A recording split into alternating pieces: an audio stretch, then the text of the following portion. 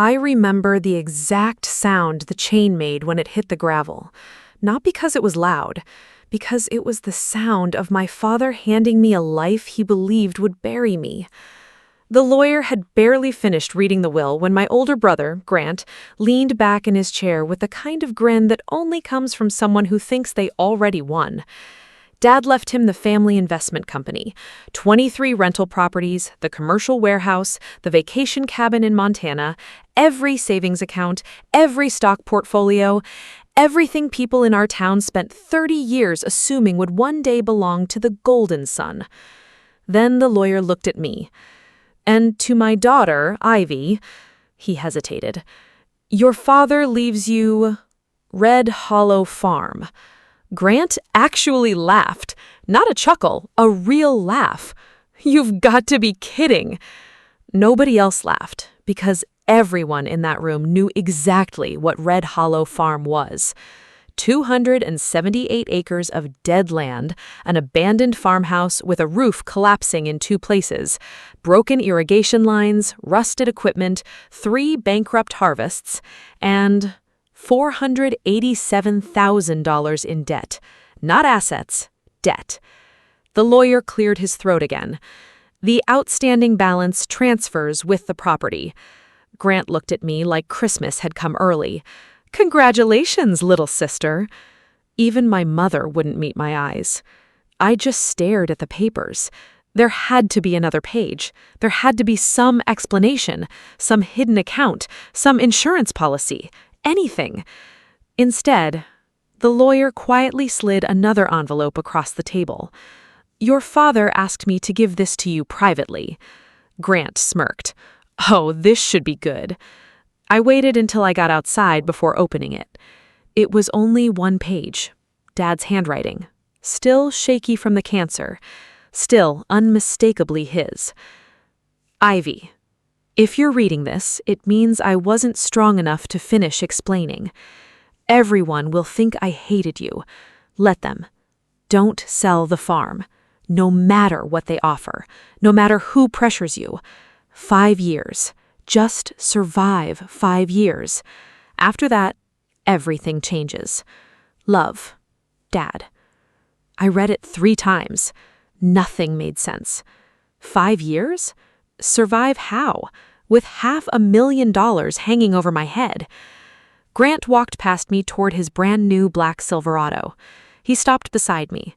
"Need a ride back to your new palace?" I folded Dad's letter. "No." He shrugged. "Suit yourself." Then he smiled. "You know, if it gets too hard, I'll buy the place from you." I looked at him. "You want that farm? It's worthless. So why buy it?" He smiled wider. "Because I'd hate seeing you suffer." That was Grant. He never needed to scream. He preferred smiling while twisting the knife. My name is Idie Morgan.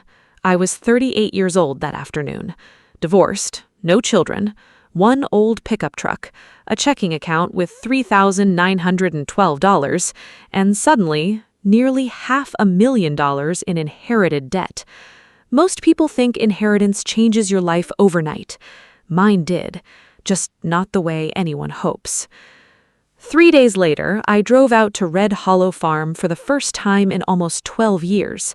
The mailbox had fallen over, weeds swallowed the driveway. The barn leaned so badly it looked drunk. Half the fence was lying flat in the grass. The farmhouse looked exhausted. Paint peeled from every wall, several windows were boarded shut. 1 porch column had collapsed entirely. When I stepped inside, everything smelled like dust, rain, and forgotten years. Dad hadn't lived there since I was 16. After my parents divorced, he moved into town. The farm had simply stayed here, waiting, or maybe dying. I honestly couldn't tell. I walked through every room. The kitchen cabinets hung crooked, the plumbing barely worked. Raccoons had found their way into the attic. The electricity flickered every few minutes. Outside, the fields stretched farther than I remembered. Beautiful land, if someone had loved it. Instead, it looked abandoned, like it had already accepted defeat. exactly the way everyone expected me to. The bank didn't waste any time. 4 days later, I sat across from a loan officer named Daniel Reeves. Gray suit, perfect haircut, professional smile. The kind people wear when they're about to ruin your week. "I'm afraid the situation is straightforward." He slid the paperwork toward me. "The debt remains attached to the property." "I know. Payments are already 6 months behind." "I know. If you cannot begin repayment within 60 days, he folded his hands. "Foreclosure proceedings will begin."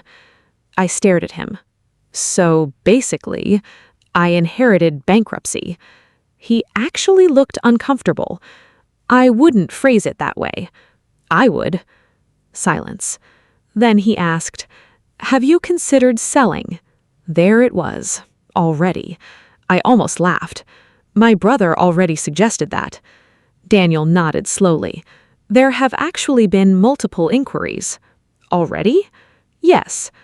"Who?" "I'm not authorized to disclose prospective buyers." "Of course not." That night, I slept in the farmhouse. Or tried to. Every board creaked, coyotes howled somewhere beyond the fields, wind slipped through broken windows. Around midnight, I found myself standing on the back porch looking across the moonlit land. Dad's letter stayed in my pocket. 5 years. Just survive 5 years. I whispered it out loud. How? Nobody answered. Only the wind. The first offer came the following week. A man named Carson Bell. Expensive boots, expensive watch, expensive smile. He claimed to represent an agricultural investment group. "I'll make this easy." He handed me a contract. $210,000. I blinked. "The debt alone is more than twice that." "Exactly. You'd be walking away." Walking away. He said it like it was mercy. "I'll think about it." He smiled. "Don't take too long." As he drove away, I noticed another truck parked across the road. Grant's. Watching. He pulled onto the road behind Carson without ever looking at me. Interesting. Very interesting. That evening, I drove into town for groceries. Small towns have a way of making grief public. Everyone knows. Everyone whispers. As I reached the checkout counter, Mrs. Holloway, who taught 2nd grade when I was 7, patted my arm. "I'm sorry about your father." "Thank you. I heard about the farm." News travels fast. "I also heard Grant inherited everything." I forced a smile. "Apparently." She hesitated. "Your father always loved that land." "I know. He never stopped driving out there." I looked up. "What?" "Every Sunday." That surprised me. "He visited?" "Oh yes, for years." "Every Sunday?" He never told me that. "Why?" The next morning, I started cleaning. Not because I had a plan, because standing still felt worse. I hauled broken furniture outside, pulled weeds taller than my shoulders, swept rooms that hadn't seen a broom in years. By noon, my hands bled. By sunset, the place barely looked different. But one room caught my attention. Dad's old workshop. The door had swollen shut. It took everything I had to force it open. Dust exploded into the air. Shelves lined the walls. Old tools, coffee cans full of bolts, rusted equipment. Nothing unusual. Until I noticed something strange. One workbench looked too clean. Everything else wore years of dust. That one spot didn't wear it. I knelt beside it, ran my hand underneath, and felt fresh screws. Someone had removed that tabletop recently, not years ago, recently. My heart started pounding. I grabbed Dad's old screwdriver, started removing the screws one by one. The last screw hit the floor. I lifted the wooden panel. Underneath was a sealed metal box, and inside that box was something that made me realize my father hadn't left me this farm to destroy me. He had left it because someone else desperately wanted what was hidden beneath it. I froze.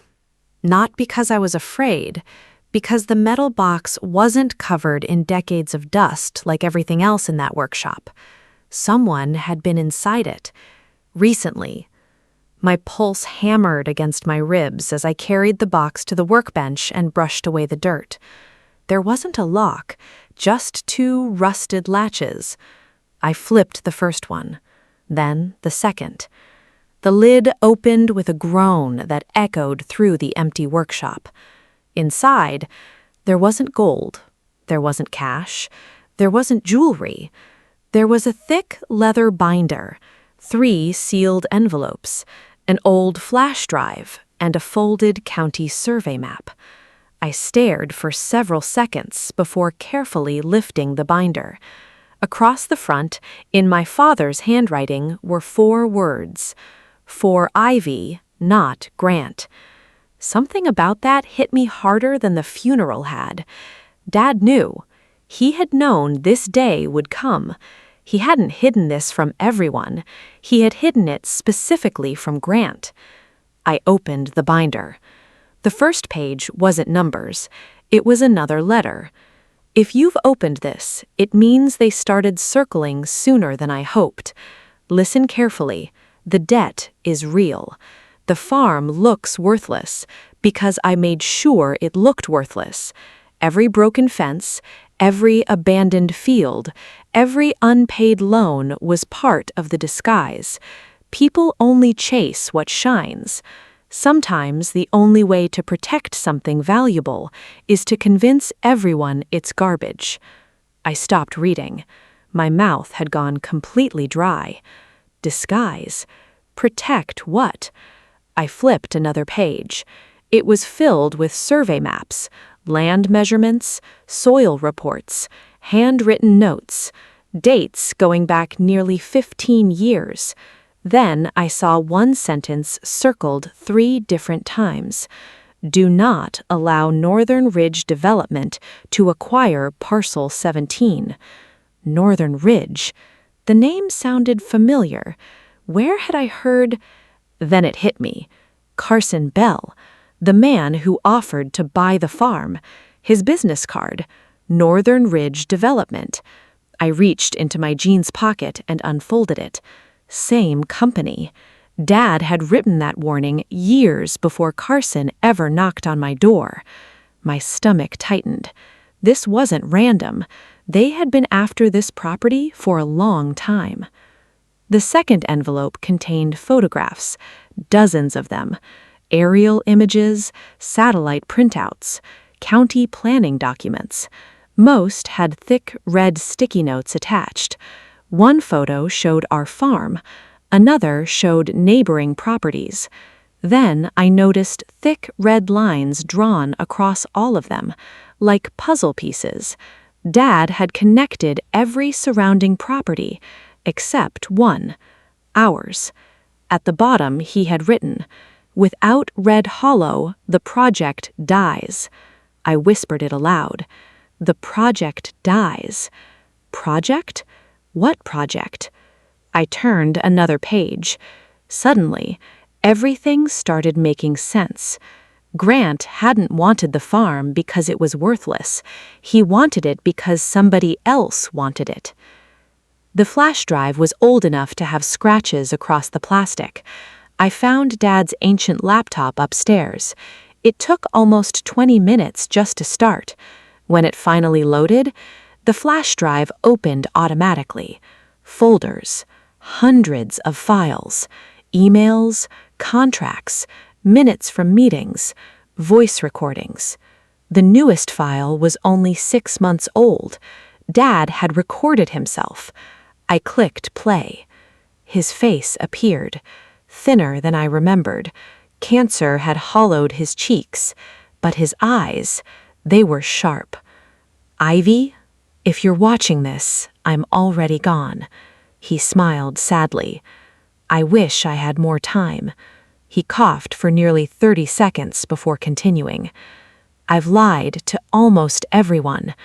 I let Grant believe I hated you. I let the bank think I had given up. I let the county think this place was dying. I even let my own brother believe I was broke." Another cough. It was the only way.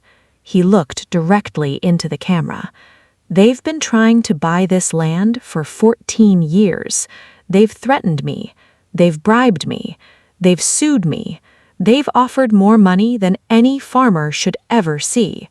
But I couldn't sell, because this farm isn't valuable. He smiled. It's necessary. Necessary, not valuable. There is only one road capable of supporting commercial freight through this valley. He pointed toward one of the maps. It crosses this property. If Northern Ridge gets this land, they control every acre around the interstate expansion. They'll make hundreds of millions. He leaned closer. They think I never figured that out. Another long silence. They're wrong. The recording ended. I sat frozen. Hundreds of millions? For this broken farm? My phone buzzed. Grant. I almost ignored it. Instead, I answered. What? His voice sounded unusually cheerful. Heard Carson stopped by. So? He make you an offer? Maybe. You should take it. I'll decide. There was a pause. Then, Ivy, his tone changed. Don't be stubborn. I've already got another buyer lined up. Another buyer? Interesting. You seem awfully interested. He laughed. I'm trying to help. No, you aren't. Silence. Then, you have no idea what you're sitting on. The words escaped before I could stop them. Dead silence. Then, what did you say? I said, I'll call you back. I hung up. Too late. Grant knew. Or at least, he knew I knew something. 30 minutes later, headlights rolled slowly down my driveway. Not one truck, 3. They parked without turning off their engines. 4 men stepped out. Expensive boots, expensive jackets. One of them, Carson Bell. He smiled exactly the way people smile before offering a deal they don't expect you to refuse. Ivy, mind if we talk? I stayed on the porch. We're talking. He folded his arms. My company is prepared to increase our offer. To what? $600,000. I almost laughed. 3 days ago, he offered 210. Now, 600? Without even negotiating. That told me everything. It's not for sale.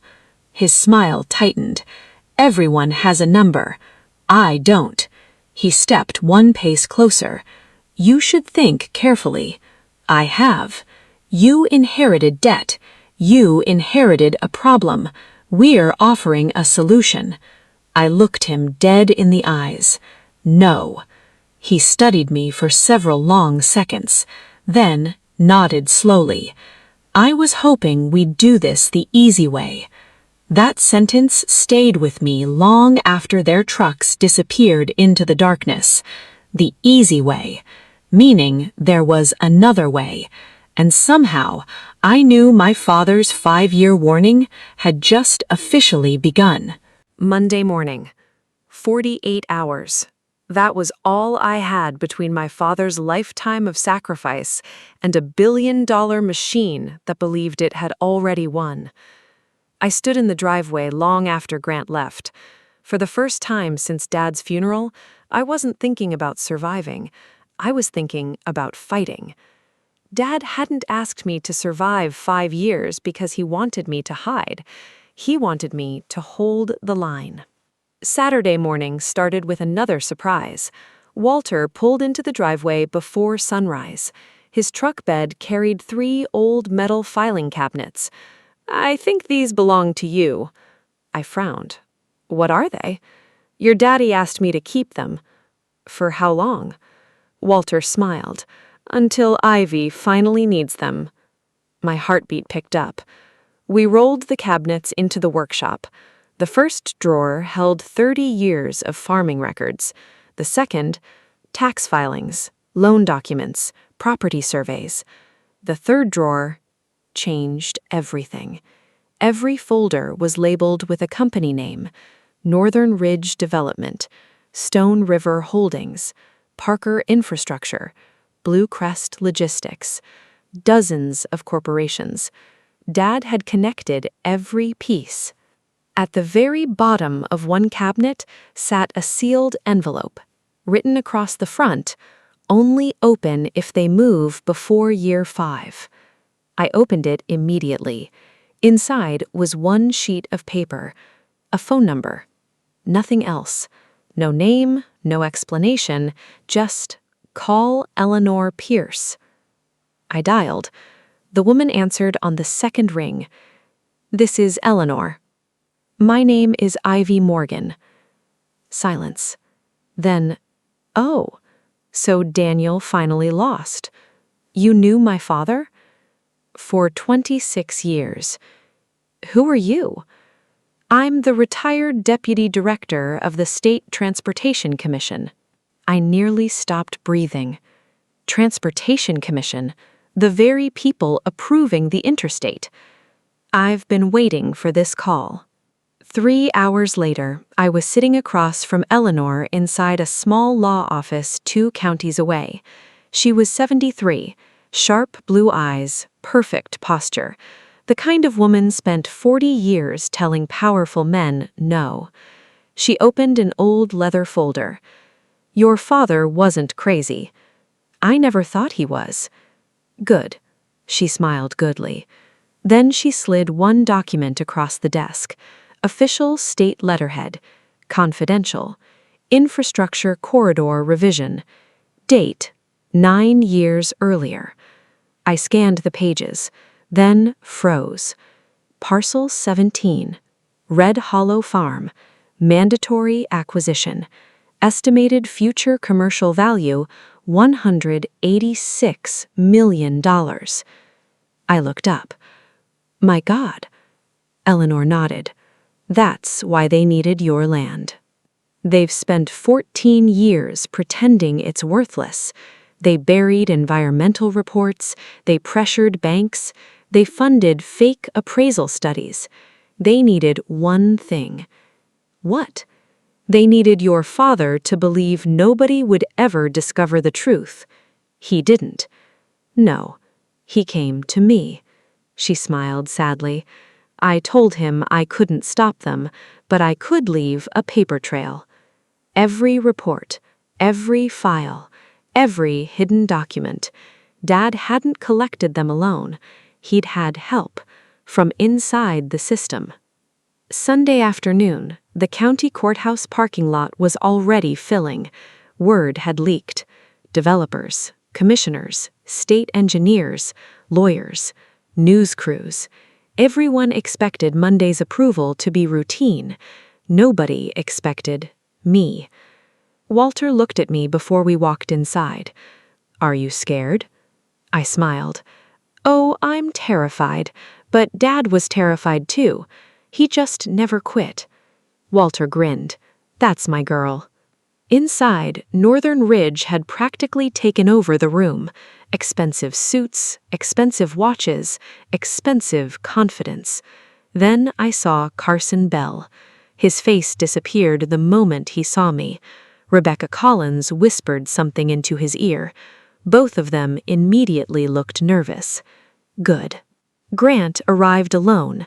He looked exhausted, like he hadn't slept in days. When our eyes met, he actually walked towards me. "Ivy." I tried. "What?" "I told them to stop." I stared. "They won't." They said, "They don't need me anymore." Of course they didn't. People like Grant are useful until they aren't. The commissioners entered. Everyone stood. The meeting began. Routine business, road repairs, bridge funding, school zoning. Then, Agenda Item 12, Emergency Infrastructure Corridor. Chairman Douglas adjusted his glasses. "We'll now hear public comments." Carson Bell stood first. Confident, polished, prepared.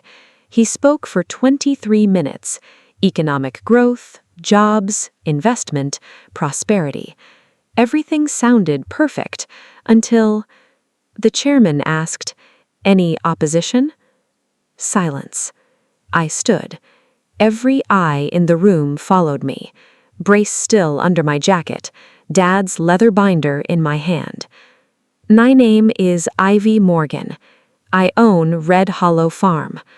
Carson's face changed instantly. He knew. "I'd like to submit evidence." The chairman nodded. I handed copies to every commissioner, every reporter, every attorney, every member of the public. One binder each. Inside, Dad's maps, corporate ownership charts, hidden appraisals, confidential transportation reports, environmental studies, emails connecting every shell company, and the state's own estimate valuing Parcel 17 at $186 million. Gasps echoed across the room. Someone whispered, "My God." I spoke for exactly 7 minutes. Not 8, not 6, 7. Long enough, calm enough, precise enough. When I finished, nobody clapped. Nobody moved. The chairman looked toward Northern Ridge's attorneys. Would anyone care to respond? Rebecca Collins stood, then slowly sat back down. She couldn't. Everything I'd presented was documented, verified, official. Then something happened none of us expected. A man in a dark FBI jacket walked into the room. Behind him, 2 state investigators. Then Detective Hall, the same detective Eleanor had quietly contacted the night before. He walked directly toward Carson Bell. "Mr. Bell, we have warrants." The room exploded. Reporters jumped to their feet. Cameras started rolling. Carson Bell tried walking away. 2 agents stopped him. Rebecca Collins turned white. Several commissioners immediately called for a recess. The chairman looked at me, then quietly said, "Mrs. Morgan, it appears your father was right."